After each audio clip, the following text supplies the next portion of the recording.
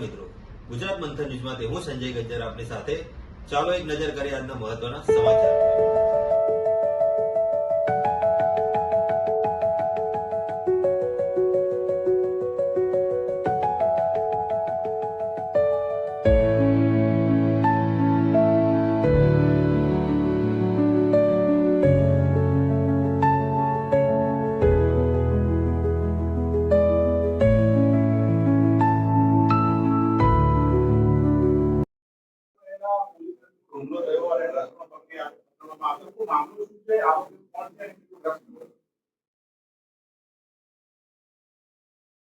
તારીખ 17 એપ્રિલના રોજ અમદાવાદ ક્રાઇમ બ્રાન્ચ દ્વારા જે પ્રકારે ઘણા સમયથી સતત યુવાધનને બરબાદ કરતા જે નશાલાયક પદાર્થો છે એને પકડવા અને એ પ્રવૃત્તિમાં સંડોવાયેલ જે વ્યક્તિઓ છે, જે ગુનેગારો છે, એમને પકડવા માટેની કામગીરી સતત ચાલી રહેલી છે.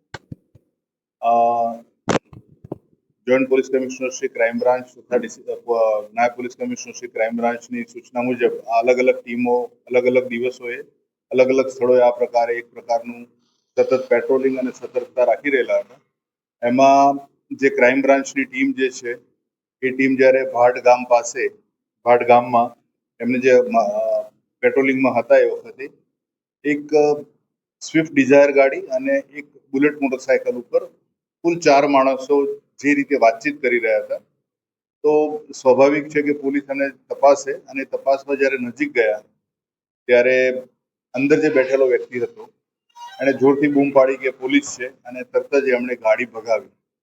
આ જે ગાડી ઉભેલી ગાડી જ્યારે ભગાવી એમણે ત્યારે જે ત્યાં આ પેટ્રોલિંગમાં હતા ક્રાઇમ બ્રાન્ચના પીએસઆઈ શર્મા તથા એમની સાથેના પોલીસ કોન્સ્ટેબલ રમેશ, આ બંને જણાએ ગાડી રોકવાનો પ્રયત્ન કર્યો. એમાં જે રમેશ છે ગાડીના આગળના ભાગે હતો એટલે એ ગાડીના ધક્કાથી ઉછળાઈને પડ્યો. ગાડી પકડી રાખી એટલે થોડો ઘસડાયો છે, એને માથે પણ ઈજા થયેલી છે.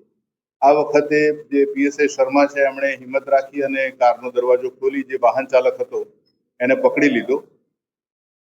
એ પકડીને જ્યારે એને બહાર કાઢતા હતા અચાનક જ એણે ગાડીમાં રાખેલો એનો જે ખુરકી આકારનો જે છરો હતો એ લઈને એણે પીએસઆઈ શ્રી શર્મા ઉપર હુમલો કર્યો.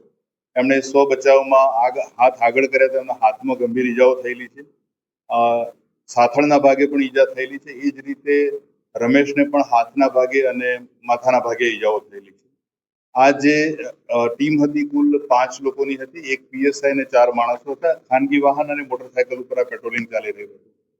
આ વખતે જે બુલેટ મોટરસાયકલ પરના જે 2 માણસો હતા એમને બાકીના માણસોએ પકડી લીધેલા, પણ ડ્રાઈવરની સીટમાં બાજુમાં બેઠેલો જે માણસ હતો એ ભાગ્યો એટલે આ ટીમ પૈકીના એક પોલીસ જે કોન્સ્ટેબલ છે એની પાછળ દોડી ગયેલા. આ ઝપાઝપીને જે પ્રકારનો જીમલેણ હુમલો હતો પણ પોલીસ ટીમે ખૂબ જ હિંમત રાખી અને સમય સૂચકતા વાપરી અને આ બંને જણને કબજે કરે જરૂરી બળ વાપરી એમના હાથમાંથી આ ઘાતક હથિયાર પણ છોડાવ્યું અને એને પકડ્યા પછીની જે પૂછપરછ થઈ એમાં જે આ વાહન ચાલક હતો અને જેણે હુમલો કર્યો પોલીસ ટીમ પર એનું નામ છે કાળુભાઈ રાજુભાઈ ડફેર, જે મૂળ રાજપુર, તાલુકો કડી, જિલ્લો મહેસાણાનો છે. અને બાકીના જે 2 પકડાયેલા છે એમાં એક નીરવ અરુણભાઈ ચૌધરી જે માંડવી સુરતનો છે અને નિકુલજી અબુજી ઠાકોર જે સરગાસણ ગાંધીનગર ખાતે કાચા છાપરામાં રહે છે.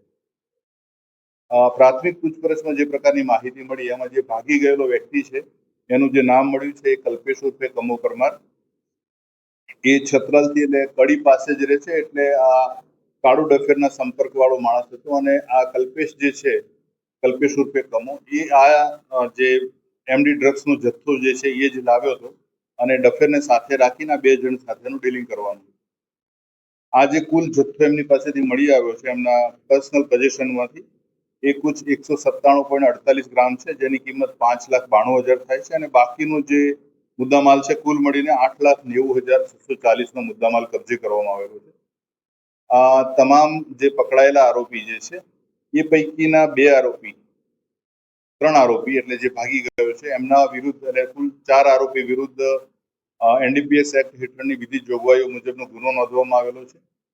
જેની તપાસ હાલ ચાલી રહેલી છે. આ તમામ આરોપીઓને કોર્ટમાં રજૂ કરતા નામદાર કોર્ટે 4 દિવસના રિમાન્ડ પોલીસ કસ્ટડી રિમાન્ડ પણ આપેલા છે. અને જે પોલીસ ટીમ પર હુમલો કર્યો અને જેણે ગંભીર ઈજા પહોંચાડી છે એ કાળુભાઈ ડફેર વિરુદ્ધ ભારતીય ન્યાય સંહિતાની કલમ 109(1) અને 121(2) 221 મુજબનો અલગથી એક ગુનો દાખલ કરવામાં આવેલો છે. આ બંને ગુનાની સઘન તપાસ હાથ ધરવામાં આવેલી છે અને આગળ આ જથ્થો ક્યાંથી લાવવામાં આવેલો છે, અહીંયા જે પ્રકારે જે ડીલ કરવા આવ્યા છે એમાં એક જે માંડવી સુરતનો વ્યક્તિ છે અને બીજો સરગાસણ ગાંધીનગરનો છે. તો આગળની જે પણ તપાસ અત્યારે હાથ ધરવામાં આવી રહેલી છે એ પ્રકારે આના મૂળ સુધી પહોંચવામાં આવશે.